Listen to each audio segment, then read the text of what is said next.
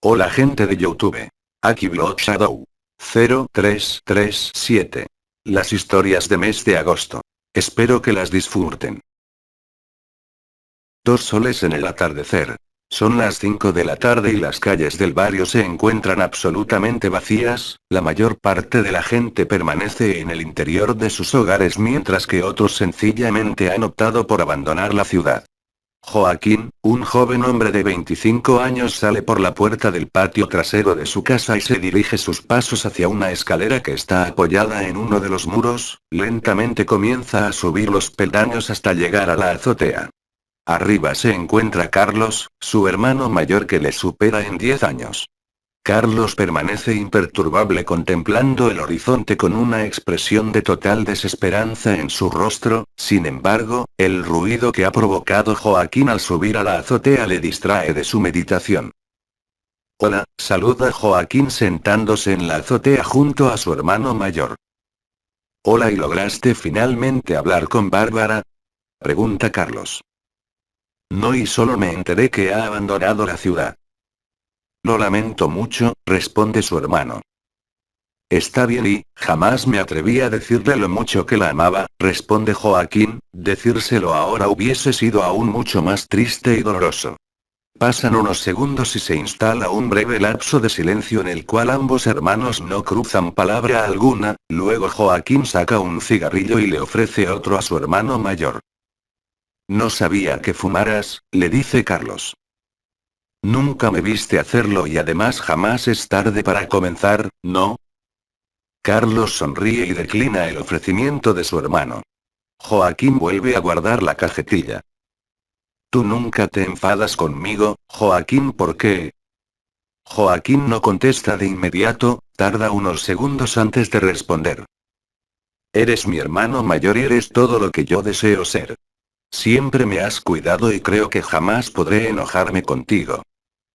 ¿Alguna vez has deseado irte de casa? Pregunta Carlos. No, le responde su hermano seriamente, no podría haberme alejado de ti y de tus dos hijos que me hacen sentir el tío más orgulloso del mundo. Carlos le responde con una dulce sonrisa cargada de emoción y afecto. De pronto un disparo se oye a unas cuantas cuadras y luego le siguen dos más.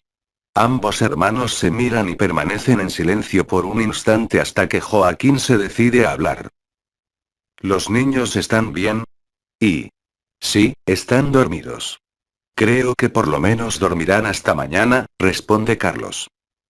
En ese momento otro disparo se escucha, esta vez proviene del interior de una casa más cercana.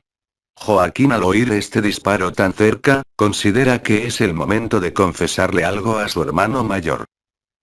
Carlos, debo decirte algo, y esta mañana fui a la iglesia con un grupo de vecinos y al regresar escuchamos gritos de socorro que provenían de la casa de José. Salté la cerca y me acerqué a ver qué pasaba. Al asomarme vi que José apuntaba con una escopeta a su esposa y a su hija de 5 años. Pasó todo tan rápido y en un abrir y cerrar de ojos jaló el gatillo y mató a las dos. Cuando abrí mis ojos y destapé mis oídos noté que los vecinos que me habían acompañado a ver qué sucedía habían huido y me encontraba solo, así que decidí asomarme nuevamente y vi que José estaba de rodillas llorando amargamente. ¿Y cuándo ocurrió esto? Pregunta Carlos intentando ocultar su exasperación. Hoy en la mañana responde Joaquín, y cuando le vi llorar tan desconsoladamente, me acerqué a la puerta de entrada y entré muy lentamente y lo primero que hice fue tomar la escopeta y él bueno, me dijo. Solo las quise salvar del tormento, no merecían morir como nosotros, y luego siguió llorando Pero cuando vi el cadáver de su esposa, y sobre todo el de la pequeña niña, pues una poderosa rabia se apoderó de mí ¿Lo mataste? Pregunta Carlos. Joaquín asiente con la cabeza, la profunda tristeza no le permite articular palabra alguna. Está bien, hermano, le dice Carlos apoyando su mano en el hombro de Joaquín, está bien. ¿Alguna vez pensaste que esto terminaría así? Pregunta Joaquín. No, jamás lo habría imaginado. Ambos guardan silencio un instante hasta que otro seco disparo de escopeta se oye a la distancia. ¿Oyes eso?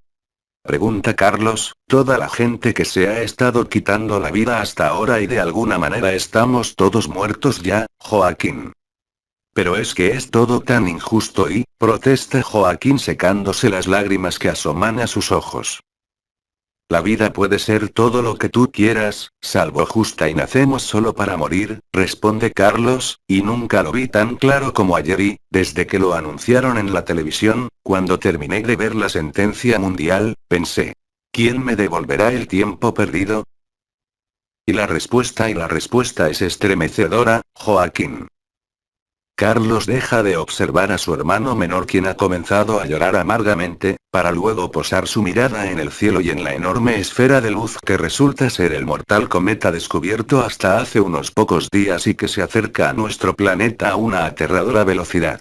Nada se puede hacer ya, la humanidad se ha entregado a su suerte y a la enorme bola de luz que pareciera ser un segundo sol en el cielo. Su apocalíptico impacto se espera se concrete en 2 horas más. Siguiente historia.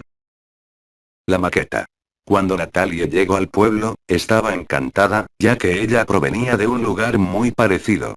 Ella tenía un hobby muy especial, el cual era hacer maquetas, o réplicas exactas de los lugares donde iba, así que decidió hacer una del pueblo, incluyendo todas las casas, edificios, parques, y hasta el pequeño cementerio en el que muy curiosamente solo había una sola tumba, lo cual le pareció muy extraño, al preguntar a un anciano en el pueblo, y este le contó la historia de una niña que una vez fue poseída por un demonio, la cual intentaron ayudar, pero fue imposible y la niña murió.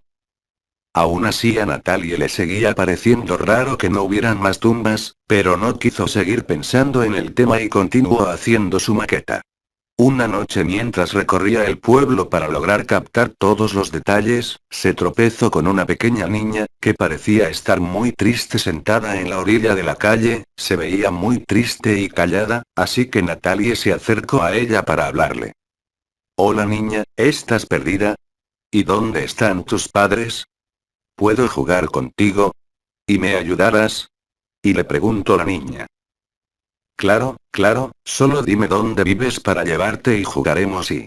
Pero al decir Natalia estas palabras, la niña desapareció, causando una gran impresión en Natalie, que salió corriendo a su casa y se encerró en su habitación. Al día siguiente, estaba trabajando en su maqueta, pero misteriosamente habían 4 tumbas más aparte de la tumba de la niña, Natalie no las había hecho, pensó que tal vez alguien había entrado a su casa, así que por su seguridad colocó una cámara en la habitación donde tenía la maqueta. Fue a preguntar si alguien había visto algo, pero se encontró con la terrible noticia de que una familia de 4 personas, padre, madre, hijo e hija, habían amanecido muertos dentro de su casa, sin una aparente razón, ni problema de salud, lo que tenía alarmados a todos en el área. Natalie le preguntó al anciano sobre la niña con la que se había encontrado la noche anterior, y él se puso muy nervioso. ¿Dónde? ¿Y dónde la viste? ¿Y le hablaste? Sí lo hice, estaba sola y asustada, me pidió jugar con ella, le dije que sí, pero luego desapareció y ¿acaso la conoce? Y... Eres una tonta y jamás debiste hablarle y... El anciano se fue sin decir más con una cara de terror, y se reunió con las demás personas del pueblo en su casa, dejando fuera a Natalie, ella simplemente se fue a su casa.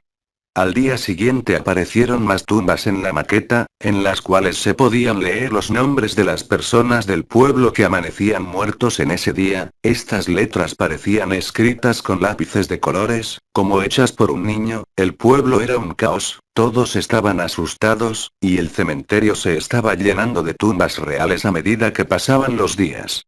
Natalie se puso a revisar las grabaciones de la cámara, ya que ni la puerta, ni las ventanas de su casa habían sido forzadas, nadie podía haber entrado, pero al ver las imágenes, se pudo ver como en el medio de la oscuridad de la noche, una pequeña niña aparecía de la nada, y con una mano huesuda y esquelética, escribía los nombres y agregaba las tumbas a la maqueta, para que aquellos cuyos nombres fueran anotados, murieran a la mañana siguiente. Natalie se encontró nuevamente con el anciano, y le comentó lo que vio en la cámara, y él muy molesto y asustado le dijo. No sabes lo que hiciste, ella siempre se aparece a alguien, pero hay que ignorarla, al hablarle, la has traído a este mundo, y no parará hasta acabar con todo el pueblo y tú no sabes lo que es ella, no sabes lo que aquí pasó. ¿De qué se quiere vengar? Dígame y... No obtuvo respuesta, pero no fue necesario, porque al regresar a casa, Natalia encontró una nota en el suelo, en la habitación donde estaba la maqueta, parecía ser una nota muy vieja, sucia, escrita a mano, en la cual un hombre que parecía ser el anciano, le escribía a una madre en muy cortas palabras. Querida señora Leonor.